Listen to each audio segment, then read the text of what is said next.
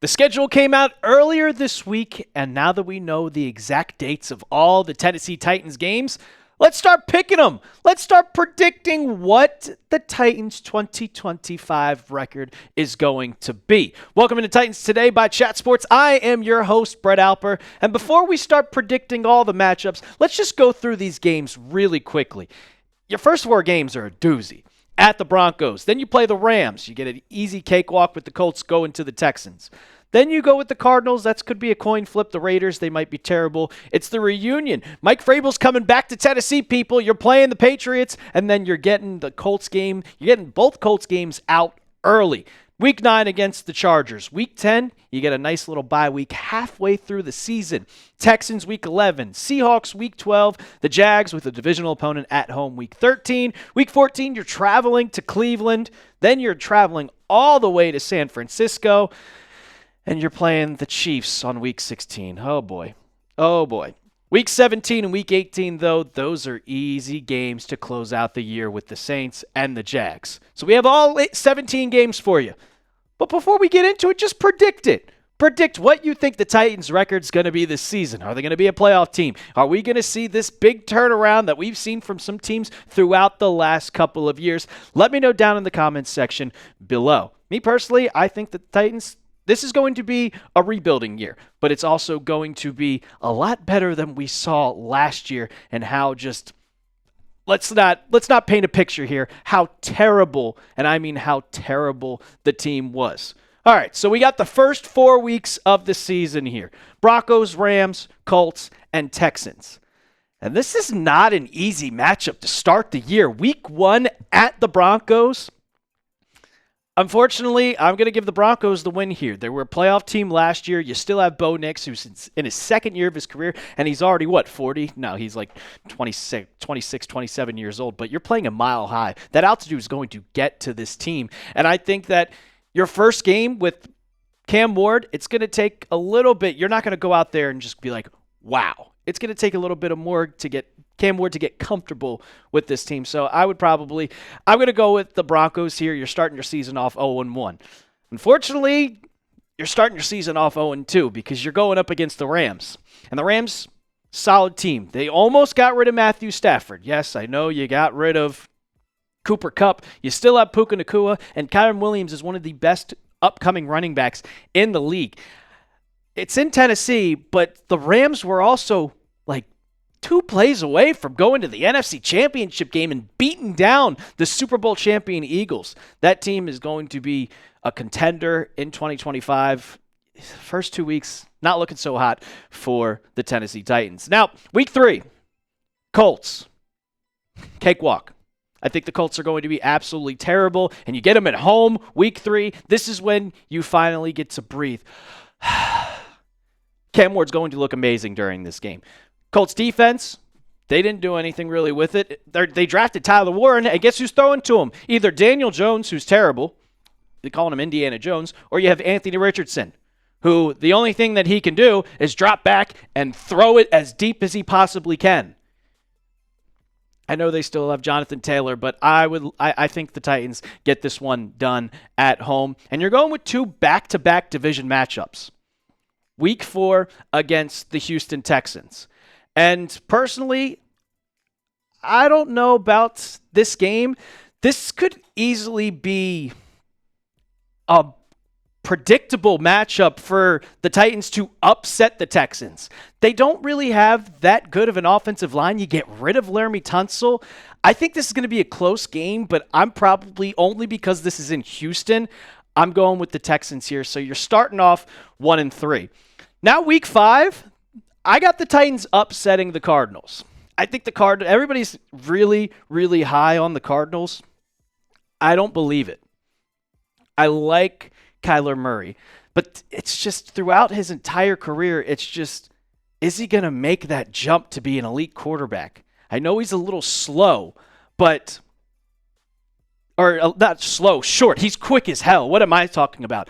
It's just he hasn't really shown that he can jump to that top 10 quarterback level. And their defense really hasn't improved that much with the improvements that with the Titans made on defense, drafting Femi Oladejo. And then on offense, you're getting Cam Ward. You're getting Alec Ayamana. You're getting Shamiri DK. I think that this is going to be a big upset. And then week 6, you're going with another easy game. And you're going up against the Raiders. And personally, people are like, oh, Geno Smith, Pete Carroll, yes, yes, yes. No. I don't care if Ashton Genty is the running back. I really don't care. Their team isn't that great. Their best wide receiver is Jacoby Myers. And let's be honest here. Is their tight end group going to save them? Is that what's gonna get them over the hump? Yeah, a new coach. You got a new wave here in Las Vegas, but I think they're going to be one of the worst teams in football. I think the Titans are going to actually improve over the Raiders, so I'm going to give them a W. Then this is probably the most interesting matchup. And I was reading an article, and the NFL was really actually considering making this Patriots-Titans matchup a primetime game, which I thought was going to be a primetime game because you have Mike Vrabel returning to Nashville. There's just Drake May against Cam Ward. This is the matchup where everybody is going to have their eyes locked on.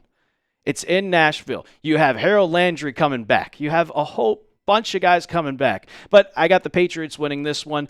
They have had an amazing offseason. It's the Patriots and the Titans of just the teams that have improved the most from what they were in 2024. So I'd take the Patriots in week 7. Then week 8, you're going up against the Colts. And I know the Colts are going to be terrible. I know they're going to be terrible. But when you have a division matchup and you play them twice a year, most of the time you split 1-1. I don't care how bad or how good the team is. You always split this matchup, especially when it's in Indianapolis. You always have problems going on the road, and when you're playing the team twice and you beat them at home, you're probably going to lose that game on the road. So through the first 8 weeks, it's an improvement from 2024 with the Titans. The NFL really didn't give you that much. They kind of give you a hard schedule, to be honest here. And week 14, 15, 16, 17, and 18, that's also a tough one. But you're starting off the season 3-8, or 3-5, excuse me. I like that. You match your wins total from 2024. And with Cam Ward as your quarterback, I bet you he's going to look good. And I was looking through the entire I'm a big bettor. I was looking through the sports books. They put Cam Ward's passing line at 32.50. That's extremely low. We've seen what he's done at Incarnate Ward. We've seen what he's done at Washington State, and we saw what he did at Miami. He said, all right, this is a plug-and-play system for me. From Miami to Tennessee. What Brian Callahan runs is the same exact offense as Mario Cristobal runs. So let me know what you guys think down in the comments section. Is it going to go over, or is it going to go under? I think it's going to go over easy. 3,500 yards is not a lot. As long as he stays healthy, averages about 200 yards per game, skyrocket the over. Then you have week 9, week 10, week 11, week 12, week 13. And week 9 versus the Chargers, I wanted to pick the Titans in this one. I really, really wanted to. But with the Harbaugh as head coach now, and Justin Herbert just seems like every year he looks incredible, and they're fighting for a playoff spot, and their defense is improved, and their offensive weapons. I have to give a win to the Chargers here against the Titans. Week 10, you finally get a bye week. This is a lucky one for the Titans. You get a week 10 bye week, smack dab right in the middle of the schedule. So you play 9 games, and then you have another 8 games.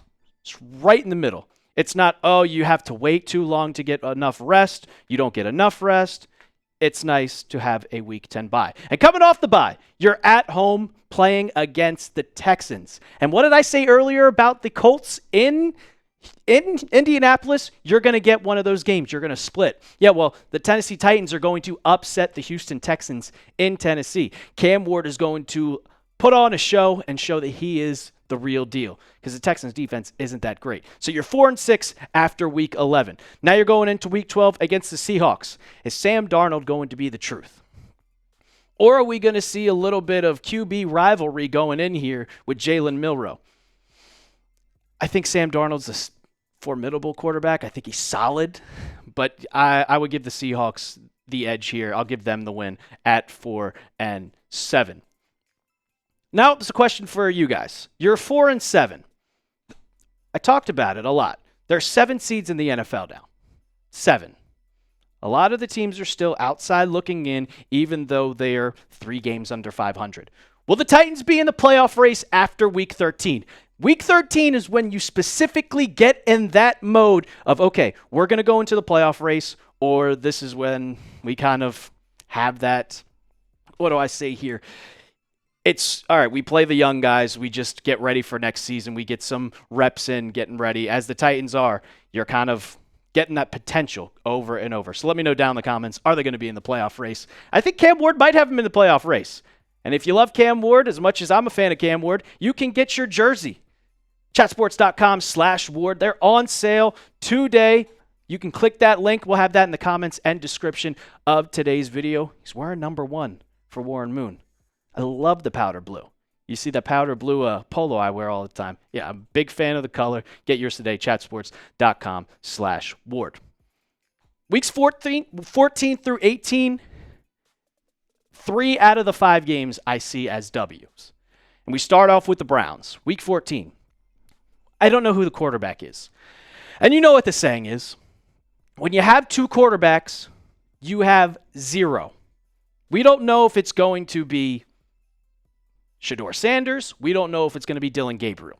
And because of that, I'm going to give the edge to the Titans.